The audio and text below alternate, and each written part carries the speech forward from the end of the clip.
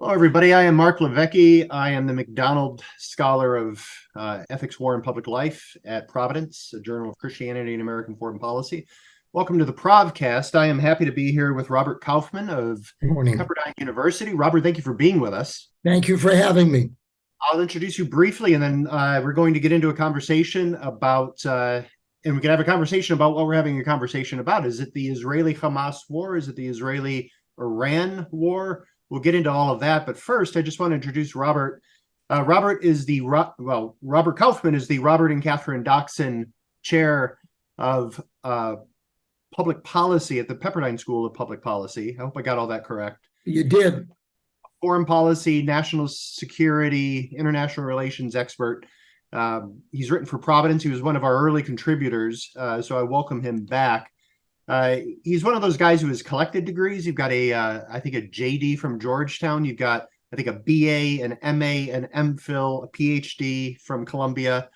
You're one of those guys that make the rest of us wonder what we've been doing with our lives. Well, I have another law degree in alternative dispute resolution, and the summation of it is I'm an example of downward mobility. My income plummets after each and every degree. Perfect. I think that means you're winning at life. You're the author of numerous books, one called, I believe, Dangerous Doctrine, critiquing President Obama's foreign policy, an earlier book defending George Bush's public policy, and numerous other works. You've written 1,000 articles for 1,000 different journals. You're a real expert in the field and a much needed voice. So thank you for being here. Thanks for having me. As I mentioned, we're going to talk about the latest troubles in Israel. And I've heard it. I said it somewhat snarkily in the beginning that, are we talking about the Israeli-Hamas fight or the Israeli-Iranian fight? And I just read an article, I can't remember where, it might have been in Commentary magazine, where they talked about the latest round of the fight with Iran, which began on October 7th. And it was a real on your nose acknowledgement of maybe who's really behind all of this. But if somebody, dropped out of nowhere and were to ask you, like, what is going on in the Middle East, how would you begin to describe what is going on in the Middle East? Well, there are intrinsic issues in the Middle East. Even if this conflict didn't operate in a broader context, global context, or regional context, Hamas, and I believe the Palestinian Authority, still hates Israel and hasn't reconciled itself, the Palestinians, of any political expression in Israel's existence as an independent, defensible state. That said, this attack, Hamas has always been willing but not able to perpetrate this. The Hamas attack reflected deep, long-term integration with Iran that trained Hamas, has armed Hamas, that arms Hezbollah. And I don't think you can look at this conflict in isolation. In fact, one of the cases I will make, agreeing with my friend and colleague Victor Davis Hanson, and it's counterintuitive, is that the likelihood of this fight becoming a multi-front shooting war, northern Israel and the West Bank, increases if Israel stops short of decisively eliminating Hamas. Because Israel's enemies are waiting to see if Israel has the fortitude to follow through. And I believe, unfortunately, the logic will be, if Israel can't muster the will, if Israel folds under pressure, when Hamas has committed the type of atrocity that we haven't seen on a single day directed against Jews since the Einsatzgruppen moved into Eastern Europe, if that doesn't motivate Israel, I unfortunately think that Israel's enemies will conclude Israel has lost its nerve. So that the paradox here is, unfortunately, that all of the arguments for ceasefire, some well-motivated but naive, others not well-motivated in a way to wage war by other means, will actually make the spread of this conflict even more likely and more deadly than it is right now. Okay, so all that's fascinating. So one of the paradoxes that I'd love to touch on is there has been a sense of maybe caution, but the one supposition is that if Israel in fact does actually try to eliminate Hamas, that's when Hezbollah and different groups will begin to participate more rigorously because, for instance, with the Hezbollah, they will say, well, if Israel knocks Hamas out of Gaza, now they can begin to turn their attention on their northern adversaries. And so Hamas or Hezbollah will try to prop up Hamas. Your argument is turning that on its head by saying, well, no, actually, it is the decisiveness that is. Yeah, the argument that you presented as an alternative misreads the strategic situation and misreads the animosity. Hezbollah, Iran are genocidal and eliminationists. They're looking for weakness. And let's step back a little bit and look at what brought this on in the first place. There'll be an anatomy of the Israeli intelligence failure, as there should be in an open society. But one of the contributing things is the signals that Israel was radiating divided hundreds of thousands of people in the street, a prolonged debate about judicial reform, its wisdom or lack thereof. That happened not in isolation, but on top of the ramifications of our pullout in Afghanistan, which convinced Putin we weren't serious, which convinced Xi Jinping to intensify his already relentless pressure on Taiwan. This is a situation, as Victor put it, if Israel shows decisiveness and conveys to Hezbollah, this is what's going to happen to you. We're willing to go medieval, though this is not something that we will stop short of. We're in Churchill and FDR territory at Casablanca. No mistake. There won't be stopping too soon like 1918. We're going to march to Berlin. This will happen to you. Now, I will be honest. This is a probability theory. And Hamas and Iran and Hezbollah may be so suicidal that they'll fight anyway. My point is that even if they do, and I think it's less likely if Israel restores deterrence, because Lebanon is extremely vulnerable. They haven't recovered since 2007 when the Israelis didn't go the full Monty. I think that even if there is war now rather than waiting and encouraging your enemies and encouraging Putin and Xi Jinping that the West once again has lost its nerve, will make things strategically and morally much worse. And I know that's a painful message because I'm telling you that tragedy and innocence will die. This will require fortitude, and it's always just. And this is why I so value writing for you, and I have a Judeo-Christian view of war. It's always imperative for decent societies to say, is there another way? That's why I got a dispute resolution degree late in life, because I wanted to keep myself honest. And I think, sadly, the answer to this question in this situation is, Churchill put it, in war, resolution, in victory, magnanimity, in peace, goodwill. But if you get that sequence wrong, implacable adversaries will interpret any attempt at magnanimity as weakness, making things worse. Wish I didn't have to say that, but I do.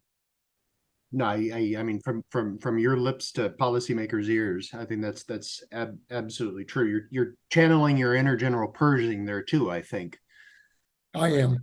There's a certain grace even toward the enemy and helping the enemy know that they've been licked, and then helping others who are observing it, wondering if they should get into the fray, of helping them to understand what's going to happen if they do. Well, that's why I have emphasized decisiveness as being a paramount value if you have a just cause. Because if you look at the history of warfare, our finest historians, Jeffrey Blaney and Victor Davis Hanson, one of the requirements of just war theory, Aquinas adumbrated it, Immanuel Kant actually systematized it, is use post bellum. The war's supposed to solve something and achieve a rightly ordered peace. And historically, wars that achieved decisive results, eliminating the root cause of the conflict, produced the longest, most durable periods of peace. And when you stop too soon, not marching to Berlin in 1918, leaving too soon from Europe, or Iraq, Right. first time, or Obama improvidently pulling out after we had achieved a significant but contingent success, Afghanistan. It's the equivalent of cancer surgery with inadequate margins. You don't want to have to go back because it will make things for everybody worse. And again, this is a probabilistic judgment, but if you look at the most successful periods of peace, it has been when we will stay the course and there's no exit strategy.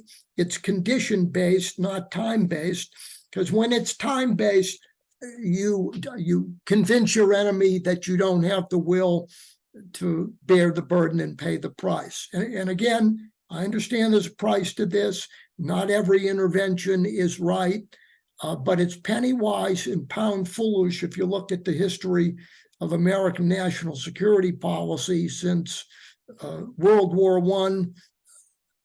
If you want something to succeed, to solve something, World War II, we're still there. The Korean Peninsula, we're still there. And contrast that to premature withdrawals, ceasefires, exits against implacable enemies for moral reasons. And actually, as you put it, the best thing we did for the German people is make them wake up on May 9th, 1945 and say, no, we weren't stabbed in the back. No, democracy didn't cause this. Hitler caused this. And the next government could start with a clean slate, moral clarity, and that would be a much more constructive frame of reference. My family had a bar on Nantucket Island, and I started bartending at age 18. And one thing I know about alcoholics and drug addicts is, and fanatical regimes are sort of the analogy, they don't reform until they hit rock bottom. And rock bottom in international relations is unmitigated defeat. I know that sounds harsh, but it's true, and I do it not out of malice. As St. Augustine said, my intentions actually are good, but sometimes God warns us with punishment, not because he doesn't love us, but because he does. Amen. That's right. Okay, so there is a lot there. One of the things that I don't want to forget to ask you, so I'll ask this up front. Are you suggesting, I'm going to ask this as a shocked question. I'm just shocked, Robert. Are you really suggesting that ideas can be killed?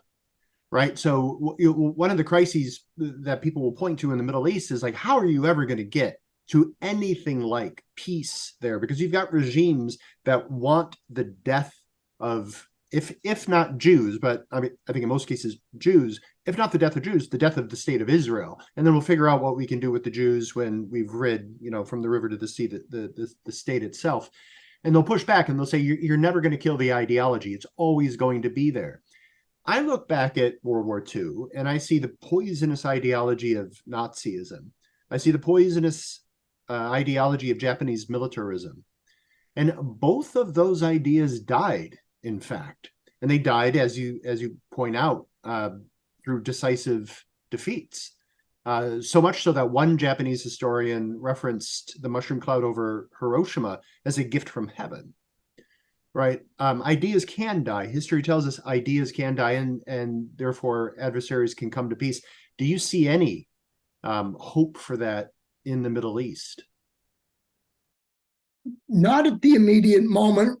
I think we actually, and I know this is controversial, and I wrote a third book on this. I think we missed a real chance in the Middle East. Now, that said, prudence requires right reason about right thing to be done, moral virtue, not Machiavellian expedience. And democracy in the Middle East at this moment is going to be more difficult, first of all, because of the political culture. There is a very thin tradition of an open society. On the other hand, Iran has had a large pro-American opposition that unwisely and immorally we have abandoned as we pursued a white whale of a nuclear agreement and a rapprochement with a genocidal, virulently anti-American Iranian regime.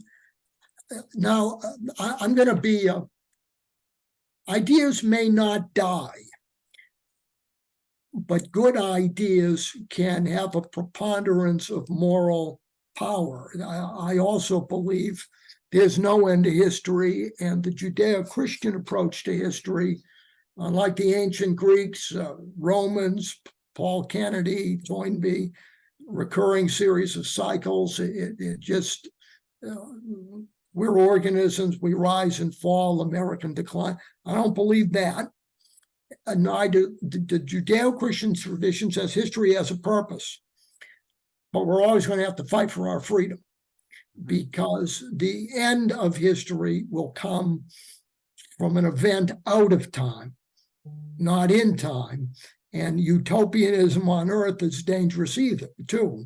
In fact, one of the reasons we're in the predicament we're in is Francis Fukuyama's end of history, that the end of the Cold War not only meant democracy was ascendant, but it would be universal, permanent, irreversible, and we wouldn't have to do anything at home and abroad to sustain it. And I'm with Ronald Reagan. You can lose freedom in a generation if you forget how you got it in the first place. And every generation is going to have to fight for it. And if you don't, because there's always a devil lurking around the corner in international relations. Any euphoria, I suggest reading St. Augustine to temper, because Augustine's litany of evils at the beginning of the city of God, people say, well, we can banish that. Look at what Hamas did. Look at the Gulag. Look at Auschwitz. Look at the rape of Nanking, the butchery in Manila, Rwanda. I think one thing that your journal is very important, because international relations theory has banished it, is the problem of evil. Lance Moore wrote about this, and if you start from the premise that human nature is malleable by our own devices, or we're inherently good, and that there's no danger, then you are on the autobahn to catastrophe, moral and strategic. Oh, that's right. And I see that, and this has been somehow clarifying for me. I thought I knew all this, and then October 7th made it even more plain. But there, you know, there's a certain risk. Like, okay, you know, so I tell my children, be empathetic, right? Try to see with other people's eyes. That seems like generally good advice. The problem with that, I've come to realize, is that that's a good exercise, but I always have to remember I can't see finely with other people's eyes. I can only see things as I have been conditioned to see them through my culture, enculturation, through my upbringing, through my norms and presuppositions and priors and biases and all that. So that if I forget that, then I'm likely to be susceptible to misunderstanding a situation. So I look at October 7th, ghastly. How could another human being or a community of human beings ever do this to another community of human beings? And I look around and I think that the consensus in a place like America, for the honest people, I think there are dishonest ones too, have a different agenda, but I think the honest mistake is that people will think the only way one community would ever do that to another community is if they were finally just pushed to it by oppression or being put down themselves. It's almost as if we can't conceive the real motivations that a group like Hamas has. That it's I agree with that. I would articulate, though, is the distinction between empathy and sympathy. yeah, Empathy means getting into the head of your adversary and understanding how they think. And what we've been doing is mirror imaging our values and not getting into the head. And sometimes when you get into somebody's head, you do find it's misunderstanding. There is a basis for agreement. And based on my age course, sometimes you get into somebody's head and read Mein Kampf or Hitler's second book or Lenin's What Is to Be Done, and you say, or Kutib's Milestones, and you say, Danger Will Robinson, as they would say in Lost in Space. And what's happened now is that people don't take at face value what Iran really says and the coincidence of what they say and what they do. The greatest intelligence failure the free world has made in the last 3 decades, and think about it, it's even worse than Hitler. That only lasted 6 years. China. There are various rationalizing, contextualizing, so-called realists who don't take into account regime type and ideology said, no, they behave like conventional states. Liberal internationalists said that China wanted to be just like us, a responsible stakeholder. And we have to keep in mind, and we may not like this, that empathy means really understanding people. And sometimes, contrary to the conventional therapeutic culture we live in, understanding, sometimes when you understand something, that should rouse you to vigilance, because Edmund Burke tells you evil triumphs when good men do nothing. And you can't use a therapeutic approach on everybody. This is why Aquinas is making prudence the cardinal virtue. right. Ecclesiastes, there's a time for peace, a time for war, a time for resolution, a time for magnanimity, and a discerning prudential statesman knows the difference and doesn't misread one for the other, because that's like a physician. That's one thing Machiavelli's right about, that a statesman's like a physician, a good one, able to diagnose the disease when it's easy to cure and ambiguous, and not wait until it becomes overwhelming. And I think people understandably react. There's a default sympathy. Now, since I'm on the Autobahn for a Title IX, if you broadcast this, and I encourage this, we're paying on American campuses the wages of wokeness. We have committed moral suicide, delegitimating our country for all its sins. When you don't see the difference, when you ask yourself the question, why don't university students see the moral difference between an Israeli democracy that kills civilians incidentally to defending itself versus a homicidal, genocidal entity. And you wonder, I'll tell you the root cause of that problem. It's almost 50 years of intensified indoctrination, not only on campus, but also in K through 12. The city of Oakland, their teachers just passed a resolution condemning Israel, supporting Hamas, teaching this word narrative, assuming that every single narrative has equal value. I'll quote Gershwin, it's not necessarily so.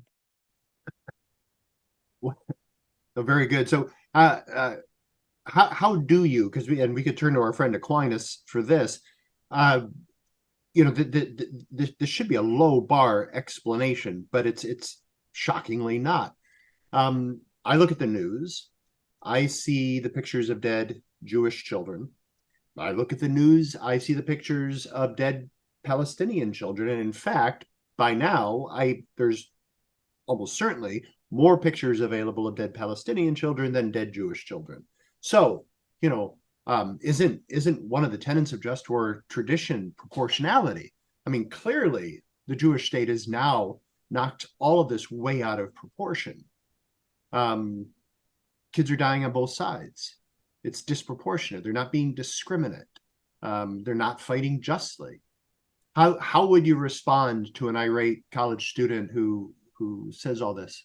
Well, one, look at how Hamas initiated the war. It's not just killing. It was killing in the most brutal, sadistic way, raping, mutilating, torturing women and children.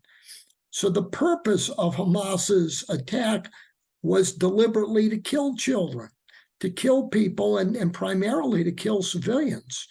The Israeli purpose is to deal with the military entity.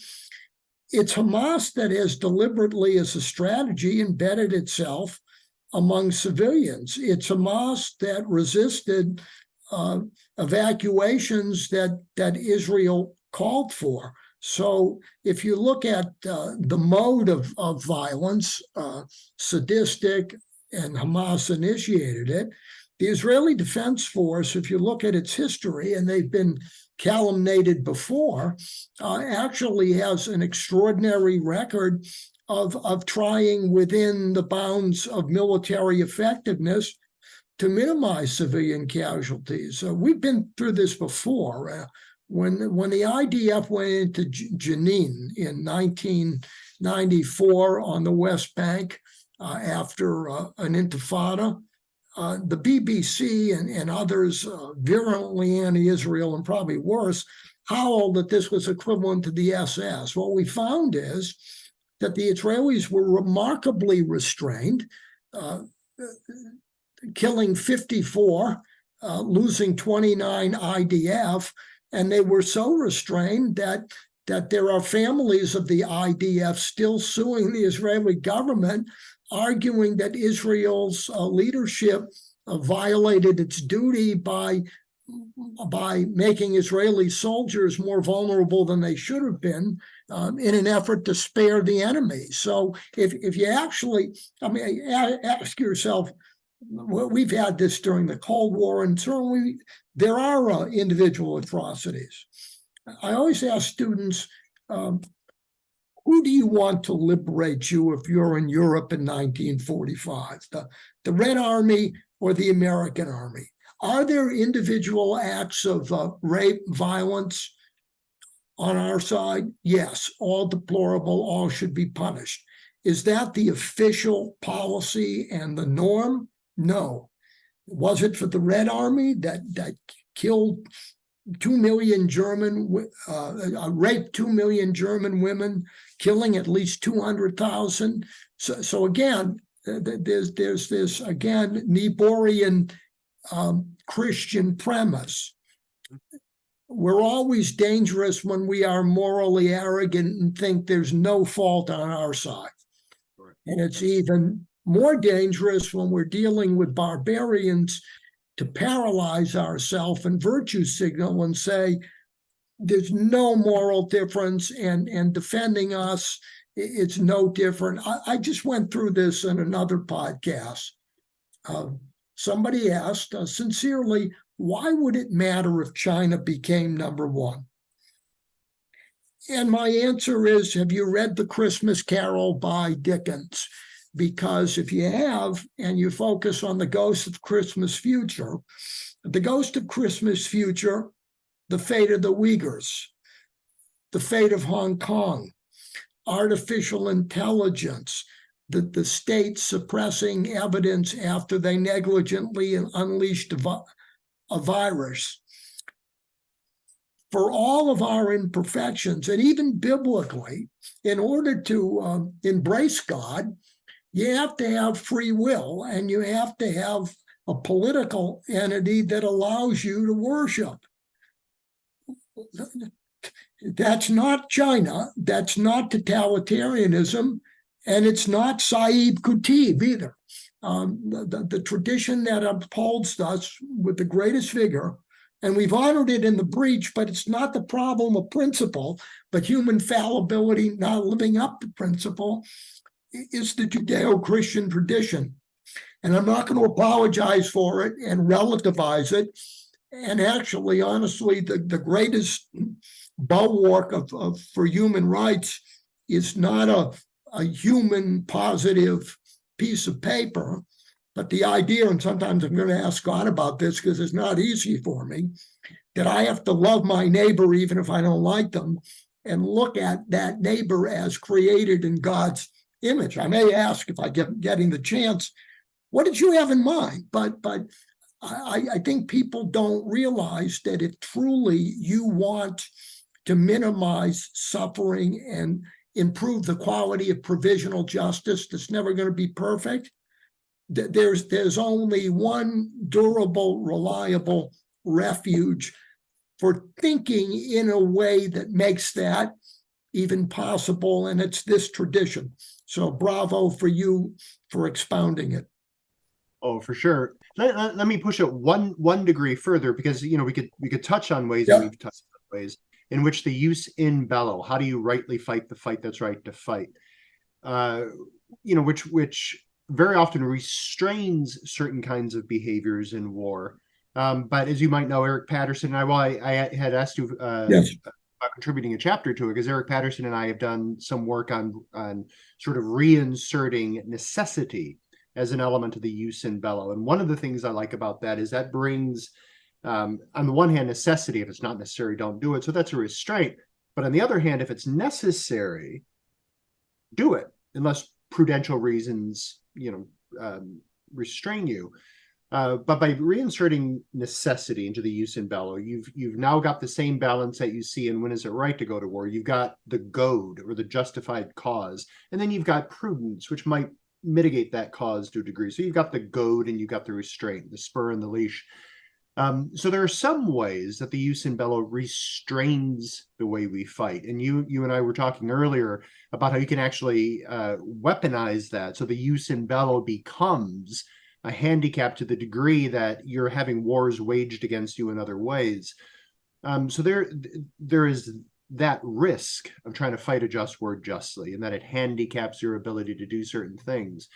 But if that's the case, why fight wars justly? So the jus in bello is one way of helping us make that balance between force protection, mission effectiveness, and non-combatant immunity. But how is it a combat multiplier? How does it help us meet our war aims by fighting a just war justly? Why not, as some have asked or suggested, why don't we just raze Gaza to the ground? Turn it into a cinder, eliminate this threat. The cynical sort of, well, the world might not allow us to do that aside. Why isn't it in the Hebraic DNA to do that? Why is it a good thing to fight just wars justly, even when it handicaps you? Well, one,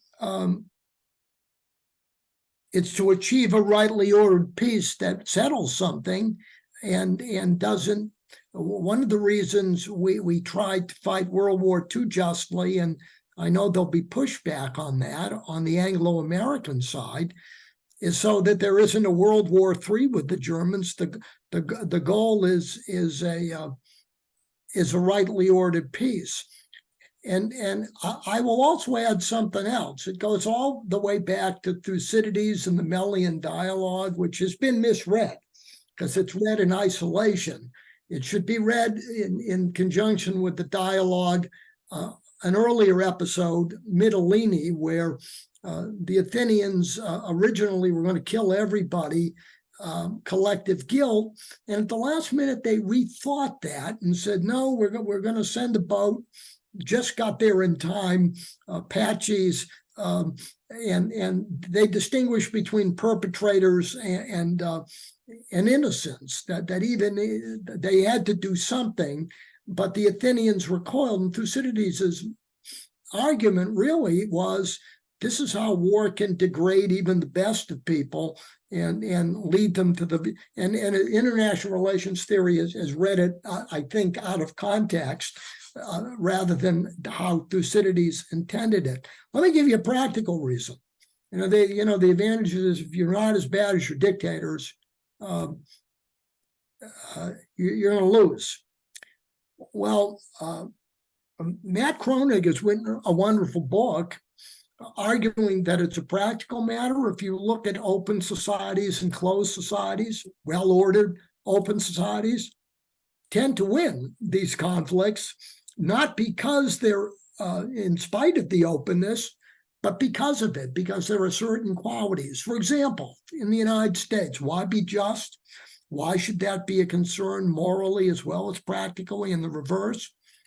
David Hackett Fisher in Washington Crossing made the point that from the beginning, the United States always believed during the Revolutionary War that how we fought a war should be as consistent as possible with the principles for which we were fighting it.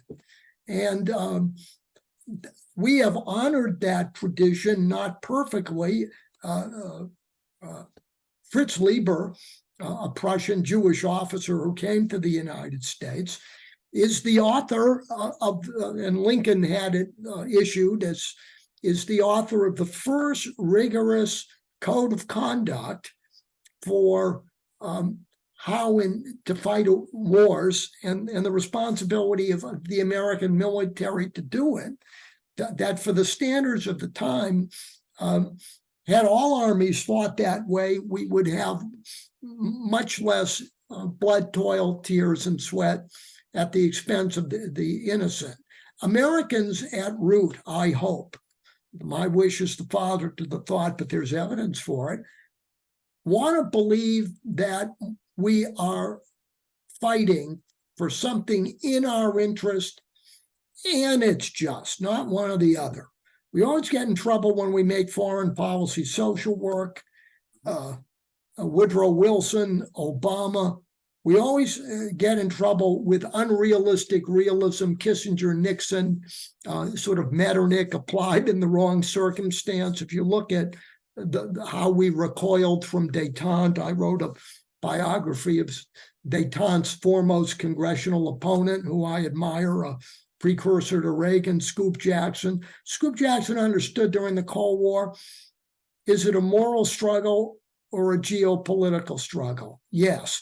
And I think there's a lot of misinformation about China. In the piece I wrote for Victor recently, I reminded people that they're forgetting there is an ideological dimension to our conflict with this axis of tyranny. This is not just about power and interest, although it is about power and interest. It's about enlightened self-interest that includes a moral dimension. So you're running against the DNA of the American people and the Israeli people, for that matter, not including a moral calculus. And if I may reframe use in bello, we want to be as restrained as we can consistent with achieving a decisive outcome. Unfortunately, do you play tennis? Not well, but I play tennis. Well, then you and I are having something in common. A fine tennis player, I've known a few tennis pros, will say, I'll always beat a weak player, but he'll make my game ugly. So we have to realize also that the degree to which, as a practical matter, we can achieve these things, however admirable, depends on the adversary we're dealing with. If we are dealing with a Hamas embedding civilians, locking them in, using civilians as a way to weaponize use and bellow, you do the best you can prudently. It's an interplay of principle and circumstance. And I think just war theory in its modern form has gone off the reservation with principle abstractly without grounding it in that interplay of principle and circumstance. That's why I think Aquinas is foundational for thinking clearly about this if you want to be as good as you can within the constraints of our nature and the situation we face. No, that's right. It's a real question for me to what degree I can fight a just war justly if my enemy prohibits it. My enemy always has a vote. They can set the terms for how this is going to go. And it also occurs to me that you fight certain kinds of wars differently depending on who you fight. So regime type matters. When England was fighting with Argentina over the Falkland Islands, I think there were certain things they were willing not to do because they understood that certain things simply weren't at stake. In Israel, there's an awful lot more at stake. And we talked earlier about how some kind of dismiss Hamas as being, they're merely a tactical threat. Hezbollah now, they're a strategic threat. Iran, they might be an existential threat. And we make these nice bifurcations as to what kind of threat we face. There's others who, even as they talk about that, misunderstand certain challenges that Israel faces. And we touched on these before. I did a wonderful tour in Israel with the Philos Project that was on the 50th anniversary of the Six-Day War. And we followed some of the battle lines and all that. And I'll often use Israel's preemptive strike against the Egyptian Air Force as an example of the kinds of conditions that Israel faces. When your enemies are arrayed against you on the Israeli border, you would probably better strike first because you can't really fall back, reposition, and then strike again, because if you fall back, you're in the Mediterranean. Mm-hmm. So how does geography matter in Israel? Are even the tactical threats at the end of the day actually significantly more critical in a place like Israel than it would be in the United States? Yeah, because a tactical threat, we don't have the Israelis don't have a margin of error. A tactical threat, Israel has to err on the side of safety. I also want to introduce a distinction in this and all of our analysis of how we mitigate the tragedy of conflict. The Aristotelian distinction of legitimate and illegitimate. Aristotle tells us the mark of political intelligence is the ability to make reasonable distinctions.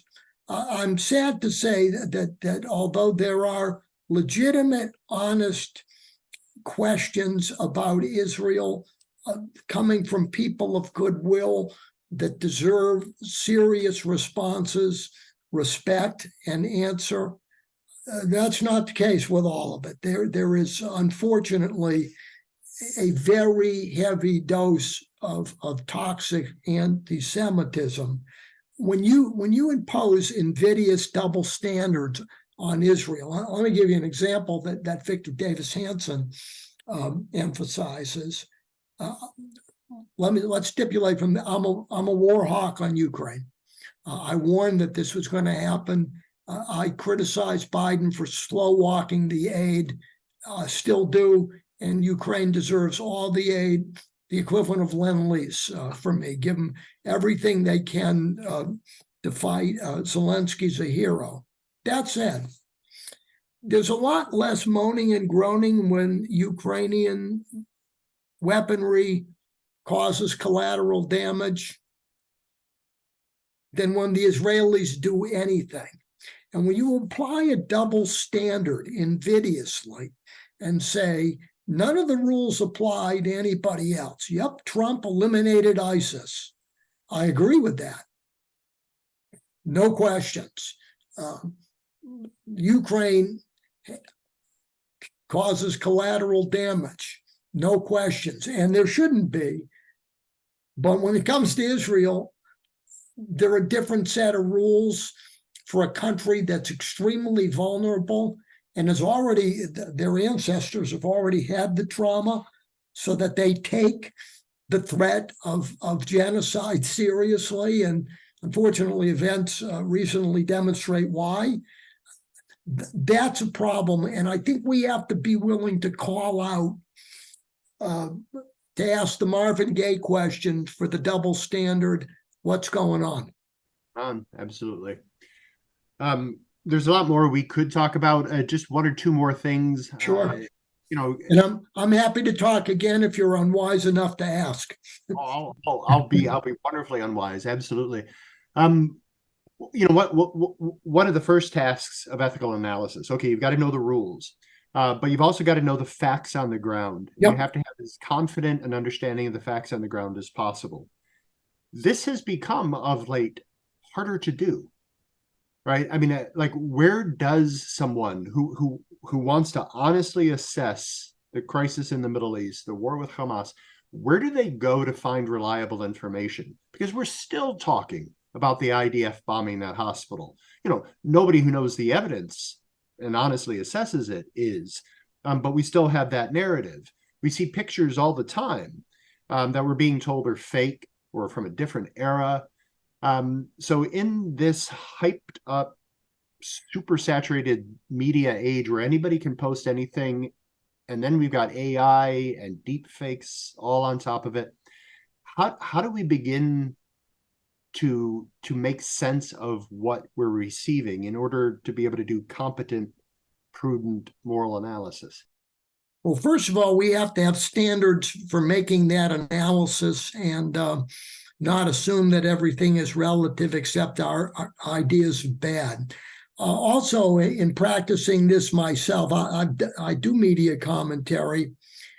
I try to minimize watching television as much as possible. I try to read my information, choose a balanced set of reliable sources for newspapers, the Wall Street Journal, and I will choose to make sure, to be honest, the New York Times and the Washington Post, real clear politics. I think there's something biblical in that. Myself included, we've lost the art of listening. Eyes are deceiving. Pictures are deceiving. I remember the first Iraq War, when the CNN visuals, the so-called Highway of Death, convinced people that Saddam was finished, or Jenin in 1994. I think reading a balanced sources.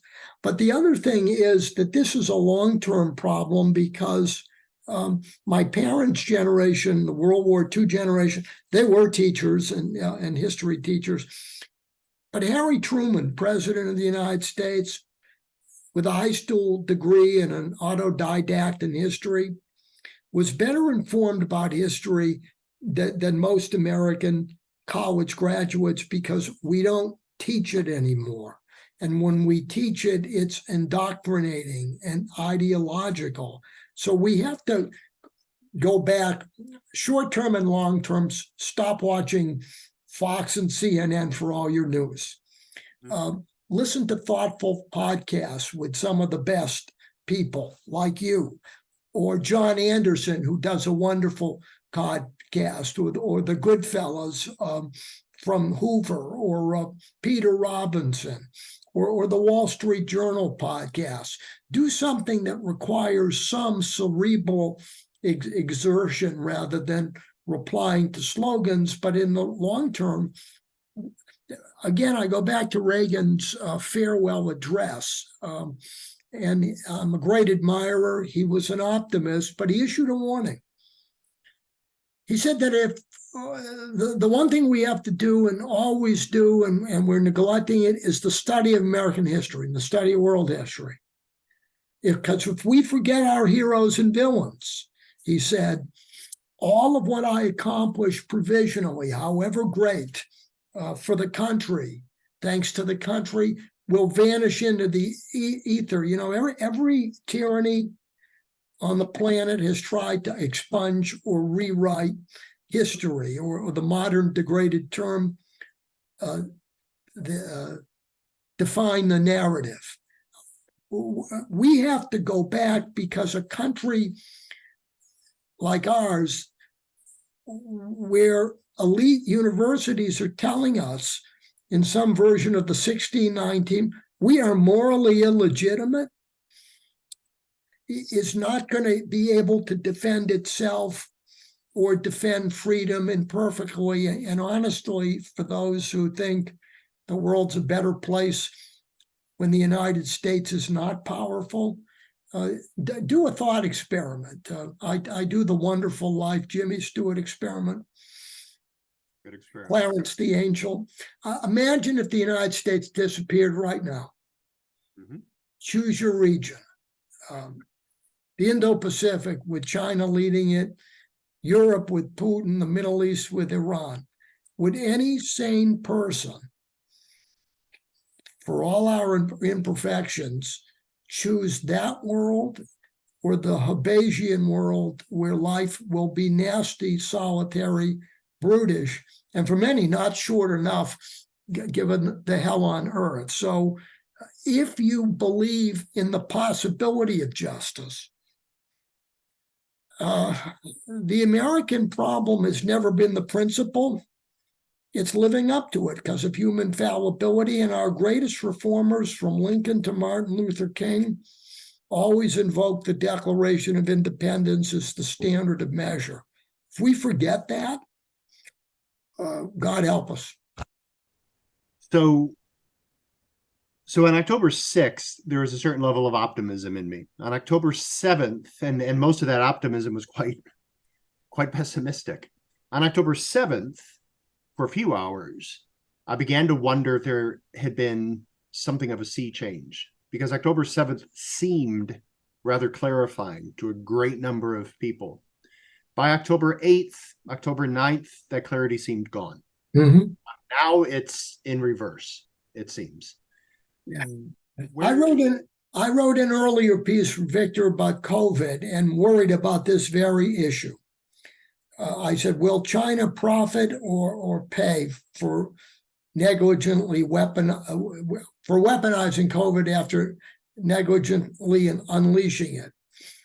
In the past, the United States has been, as Tocqueville describes it, slow to anger, lackadaisical in peacetime, but you could always count on a major event, whether it was actually Spain or not, the blowing up of the battleship Maine, U-boat warfare, Pearl Harbor, 9/11.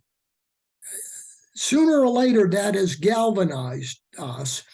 And after COVID, which killed more people here than all the wars we fought combined, and we're going to pay a lasting economic and psychic cost for decades to come, would that be the clarifying moment? Well, none of the presidential candidates are talking about the Chinese threat, or not significantly. I'm an optimist, but I really wonder, are we so divided, historically challenged, narcissistic, that we are not capable of rousing ourselves, morally and strategically as we have in the past. I think we have some introspection to do about where we're going, because I think there's a pattern here. Misreading the Chinese threat, the constant resets with Putin, the idea that, and I'm a conservative Republican, and I don't like the IRS, and I think Biden's weaponizing it. But it's a matter of proportionality. Do you really hold up aid to Zelensky in Tel Aviv to fight this battle? I think we have to realize somehow that what unites us is more important than what divides us, because the alternative will destroy all of us. And I'm wondering, plaintively, what will it take? I thought it'd be COVID. You'd think it would be this, although being on a university campus, I will tell you, because I'm a Cold War historian, I would have thought that communism would have been discredited for at least 50 years after the collapse of the Berlin Wall. Students are socialists. I taught the University of Vermont, where a Stalinist Bernie Sanders is still a hero.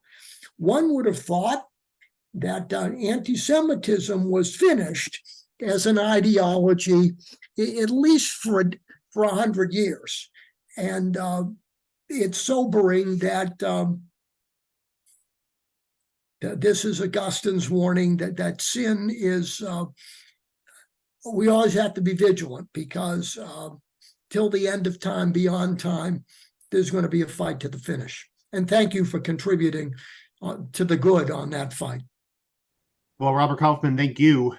You've helped set some of the early ideology of the journal. I think you articulate what maybe not enough people, but you articulate what many people hold tacitly, and it's a wonderful contribution. You remind people, I think, that common sense isn't actually all that common, and so when we hear it, it's quite refreshing. Well, it's refreshing that you're doing this. When I went to the University of Vermont, I was hired by the only conservative on the faculty. I became the only conservative. Raoul Hilberg, who was a conservative and actually a founder of Holocaust studies, and also a Columbia PhD, same advisor. I was the last of Bill Fox's. Hilberg was the first, and Hilberg gave me some great advice. Said, never be afraid to argue the obvious, because you'd be very surprised. And I think we're neck deep in that wisdom right now. I think we are. I think we are. So we should come back and we should banter about the obvious again. My pleasure. Thanks for having me. Critical. Thank you, Robert Kauffman, Pepperdine University. Much appreciated. Godspeed. Thank you.